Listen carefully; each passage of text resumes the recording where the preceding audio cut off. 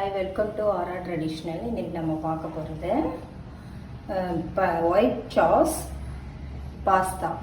இது எப்படி செய்கிறதுன்றதை நம்ம பார்க்கலாம். அதுக்கு முன்னாடி அதுக்கு தேவையான பொருட்கள் என்னென்னு நம்ம பார்த்துடலாம்.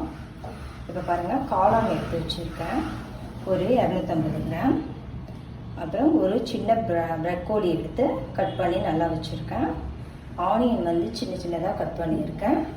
அப்புறம் இதில் வந்து வயலட் கலர் கேபேஜ் வந்து நான் கட் பண்ணியிருக்கேன், தேவையான அளவு எடுத்திருக்கேன். அப்புறம் பென்னே பாஸ்தா எடுத்திருக்கேன். பாருங்கள், இதுதான். பாஸ்தாலே நிறைய வகை இருக்குது. நான் இன்றைக்கி பென்னே பாஸ்தா எடுத்திருக்கேன். அப்புறம் பட்டர் எடுத்திருக்கேன், சில்லி பிளேட்ஸ் எடுத்திருக்கேன். அப்புறம் இட்டாலியன் சீசனிங் எடுத்திருக்கேன். அப்புறம் ஒயிட் சாஸ் செய்கிறதுக்கு மைதா எடுத்திருக்கேன். தேவையான அளவு பால் தேவை இதுக்கு ஒயிட் சாஸ் செய்கிறதுக்கு. தேவையான அளவு உப்பு, தேவை. அவ்வளோதான் ஃப்ரெண்ட்ஸ், இதுக்கு தேவையான பொருட்கள். இப்போ பாருங்கள், ஒயிட் சாஸ் பாஸ்தா எப்படி செய்கிறதுன்னு முதல்ல பார்க்கலாம். இப்போ முதல்ல நம்ம வந்து பாஸ்தாவை வேக வச்சு எடுத்துக்கணும். இந்த மாதிரி ஒரு பாத்திரத்தில் தண்ணி எடுத்துக்கோங்க. உங்கள் பாஸ்தா வேகிற அளவுக்கு தண்ணி எடுத்துக்கோங்க. பாஸ்தாவுக்கு தேவையான அளவு உப்பு போட்டுக்கோங்க. உப்பு போட்டுட்டு கொஞ்சமாக எண்ணெய் ஊற்றிடுங்க. அப்போ தான் வந்து பாஸ்தா ஒன்றோடு ஒன்று ஒட்டாமல் வரும். அதுக்காக கொஞ்சம் எண்ணெய் ஊற்றியாச்சு. இப்போ நல்லா கொதிக்கும் போது நம்ம பாஸ்தாவை போட்டு வேக வச்சு தனியாக எடுத்து வச்சுக்கலாம். A few moments later. பாருங்கள், தண்ணி நல்லா கொதிக்குது. இப்போ நம்ம எடுத்து வச்சுருக்க பாஸ்தாவை போட்டுடலாம். சிம்மில் வச்சுக்கோங்க, ஏன்னா போடும்போது அப்படியே பொங்கி வரும்.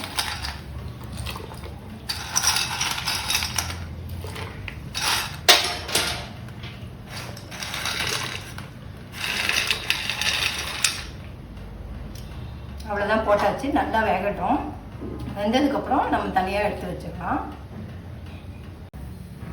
இப்போ பாருங்கள், பாஸ்தா நம்ம வேக வச்சுட்ருக்கோம். அதுக்குள்ளே வெஜிடபிள்ஸை நம்ம வந்து நல்லா வேக வச்சு எடுத்துக்கலாம். இப்போ வந்து இதை மாதிரி ஒரு பேன் எடுத்துக்கோங்க.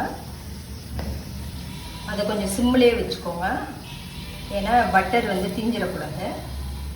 கொஞ்சமாக பட்டர் போட்டுக்கோங்க. பட்டர் மெல்ட் ஆகட்டும். கொஞ்சமாக அதோட கொஞ்சமாக நம்ம ரீஃபைண்ட் ஆயில் கொஞ்சம் எடுத்துக்கலாம்.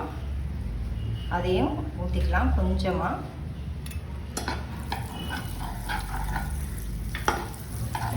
நல்லா மெல்ட் ஆகட்டும்.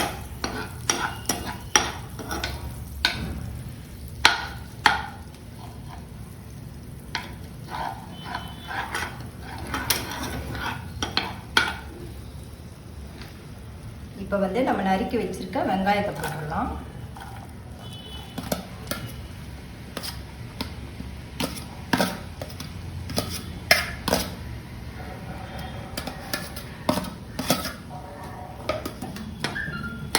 கொஞ்சம் ஹை ஃப்ளேமில் வச்சுக்கோங்க. வெங்காயம் நல்லா வதங்கட்டும்.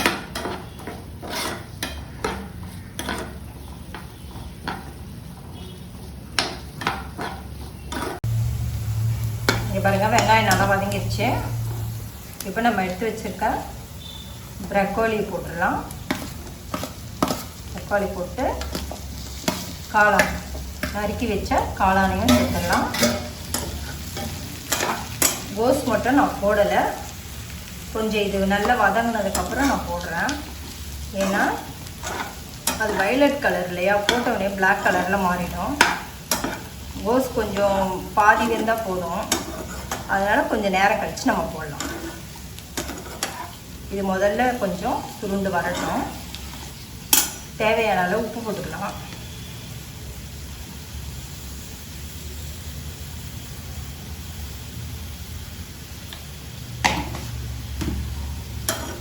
போட்டு நல்லா வதக்கிடுங்க. இது பாதி வெந்தவொடனே நம்ம கோஸ் ஆட் பண்ணலாம்.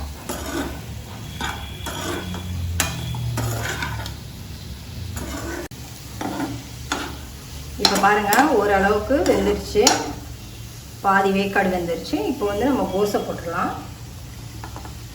நம்ம நறுக்கி வச்சுருக்க வயலட் கலர் கோஸை ஆட் பண்ணிடலாம்.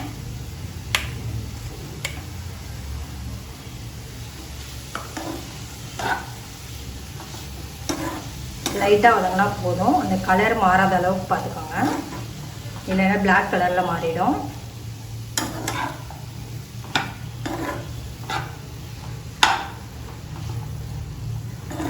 இப்போ பாருங்கள் ஓரளவுக்கு வதங்கிடுச்சு. இந்த டைமில் வந்து நம்ம என்ன பண்ண போகிறோம்னா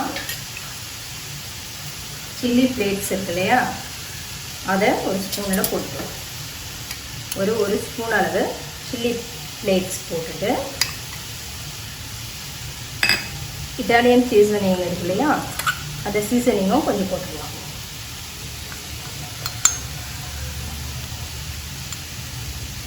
போட்டுட்டு நல்லா வதக்கிடுங்க. ஏற்கனவே நம்ம உப்பு போட்டோம், அதனால் ஒரு வதக்கி மிக்ஸ் பண்ணிவிட்டு அந்த சிங்க்லேயே இதெல்லாம் நல்லா வெந்துடும், அந்த மிளகாலாம். அவ்வளோதான். நம்ம ஸ்டவ் ஆஃப் பண்ணிவிட்டு ஒரு பவுலுக்கு இதை மாற்றிக்கலாம்.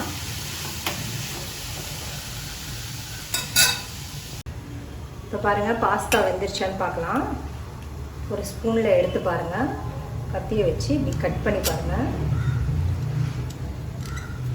வெந்துருச்சு பாஸ்தா, கட் பண்ண வருது. பாருங்கள். இதோட நம்ம ஸ்டவ் ஆஃப் பண்ணிவிட்டு தண்ணியெல்லாம் வடித்து எடுத்துக்கலாம். இப்போ பாருங்கள், நம்ம வந்து ஒயிட் சாஸ் எப்படி செய்கிறதுன்னு பார்க்கலாம். இப்போ இது மாதிரி அதே பேனை எடுத்துக்கோங்க, நல்லா வாஷ் பண்ணி எடுத்துக்கோங்க. அதில் கொஞ்சம் பட்டர் போட்டுருங்க. பட்டர் மெல்ட் ஆகட்டும்.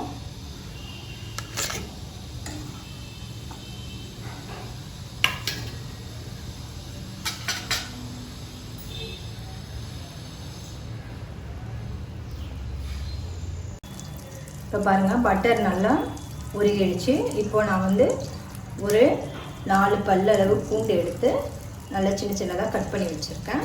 அதையும் போட்டுக்கலாம். அதில் போட்டுட்டு லைட்டாக வதக்கிடலாம். பூண்டு போடும்போது ரொம்ப நல்லாயிருக்கும் அந்த ஃப்ளேவர்.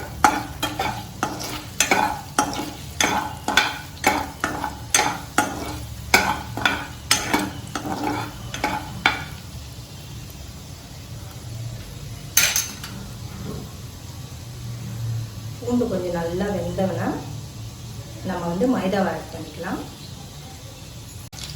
இப்போ பாருங்கள் பூண்டு ஓரளவுக்கு வதங்கிடுச்சு. இப்போ வந்து நம்ம அடுப்பை சிம்மில் வச்சுட்டு நம்ம கொஞ்சமாக மைதாவை அப்படியே கலந்து கட்டி இல்லாமல் கலந்து எடுத்துக்கலாம்.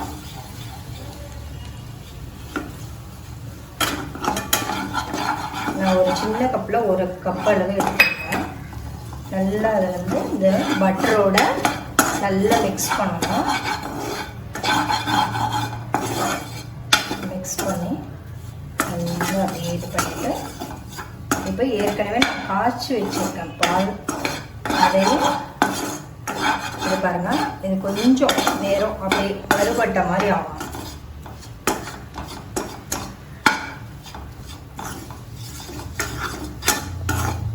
லைட்டாக அந்த ஹீட்டில் இருந்தால் போதும்.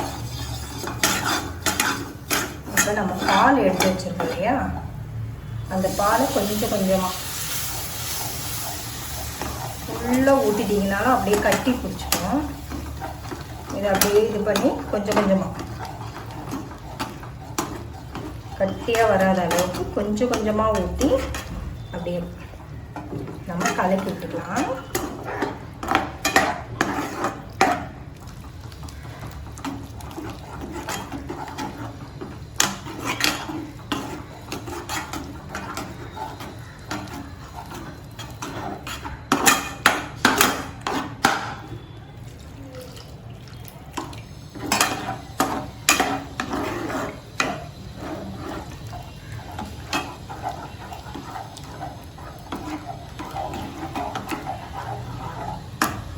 கட்டி இல்லாத அளவுக்கு அப்படியே நம்ம இந்த கரண்டிலேயே நல்லா தேய்ச்சி விட்டு அப்படியே மசிச்சுக்கலாம். பாருங்கள் நல்லா கட்டி இல்லாமல் நான் கரண்டிலேயே நல்லா மசிச்சு விட்டேன். இப்போ இந்த கட்டியாக தெரியல, நம்ம பூண்டு போட்டோம் அதுதான், அது மாவு கிடையாது. இன்னும் கூட கொஞ்சம் பால் நம்ம ஆட் பண்ணிக்கலாம். கொஞ்சம் தண்ணியாக ஆட் ஆட் பண்ணிவிட்டு லைட்டாக ஒரு ஏற்கனவே எல்லாமே காய்ச்சின பால் தான் இருந்தாலும் கொஞ்சம் சூடானோன்னா நம்ம வச்சுருக்க வெஜிடபிள்ஸை போட்டு பாஸ்தா போட்டு இறக்கிடலாம். தேவையான அளவு நீங்கள் பால் ஊற்றிக்கோங்க. உங்களுக்கு எவ்வளோ குவான்டிட்டி நீங்கள் செய்கிறீங்களோ அதுக்கேற்ற மாதிரி பால் ஊற்றிக்கலாம். இப்போ ஒரு கொதி வந்தோடனே நம்ம வந்து மற்ற எல்லாத்தையும் மிக்ஸ் பண்ணிக்கலாம். இப்போ பாருங்கள், ஒயிட் சாஸ் ரெடி ஆகிடுச்சு. நம்ம தேவையான அளவு உப்பு போட்டுக்கலாம். நம்ம ஏற்கனவே பாஸ்தாக்கும் போட்டாச்சு, நம்ம வந்து வெஜிடபிள்ஸ்க்கும் போட்டு உப்பு போட்டு வதக்கிட்டோம். இப்போ வந்து ஒயிட் சாஸ்க்கு மட்டும் நம்ம உப்பு போட்டுக்கலாம். போட்டுட்டு நல்லா மிக்ஸ் பண்ணிவிட்டு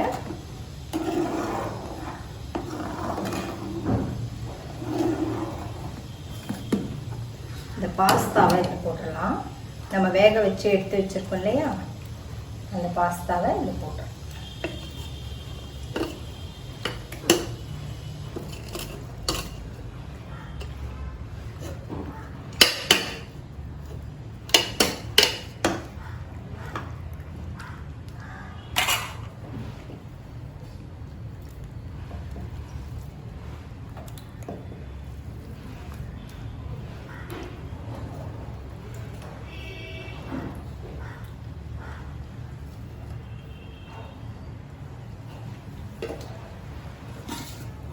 எடுத்து வச்சிருக்க வெஜிடபிள்ஸையும் நம்ம போட்டுடலாம்.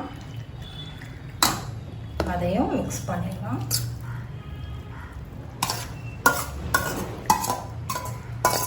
நம்ம இதில் இட்டாலியன் சீசனிங், அப்புறம் சில்லி பிளேட்ஸ் இதெல்லாம் நம்ம போட்டிருக்கோம். ரொம்ப டேஸ்ட்டாக இருக்கும். இந்த பட்டர் இதெல்லாம் வச்சு நல்லா நம்ம பண்ணதுனால ரொம்ப டேஸ்ட்டாக இருக்கும் இந்த ஒயிட் சாஸ் பாஸ்தா. பண்ண முடியும். இப்போ பாருங்கள், நம்மளுக்கு ஒரு கலர்ஃபுல்லான ஒயிட் சாஸ் பாஸ்தா ரெடி ஆயிடுச்சு. இதில் வந்து இட்டாலிக் சீசனிங் போட்டிருக்கேன், அப்புறம் சில்லி பிளேட்ஸ் போட்டிருக்கேன், பட்டர் இதெல்லாம் போட்டதுனால ரொம்ப டேஸ்ட்டாக இருக்கும். இதை நீங்கள் குழந்தைங்களுக்கு வீட்டில் செஞ்சு கொடுங்க, ரொம்ப நல்லாயிருக்கும்.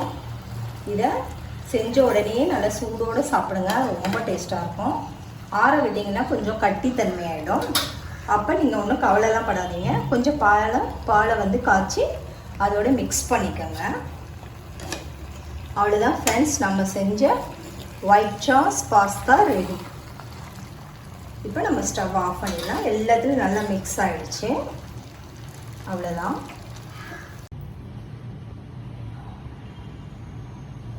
ஃப்ரெண்ட்ஸ், நம்ம செஞ்ச ஒயிட் சாஸ் பாஸ்தா. நீங்களும் வீட்டில் இதை மாதிரி ட்ரை பண்ணி பாருங்கள். ட்ரை பண்ணி பார்த்துட்டு எனக்கு கமெண்ட்டில் சொல்லுங்கள். இந்த வீடியோ உங்களுக்கு பிடிச்சிருந்தால் லைக் பண்ணுங்கள், ஷேர் பண்ணுங்கள், சப்ஸ்கிரைப் பண்ணுங்கள். மறக்காமல் பெல் ஐக்கானை கிளிக் பண்ணுங்கள்.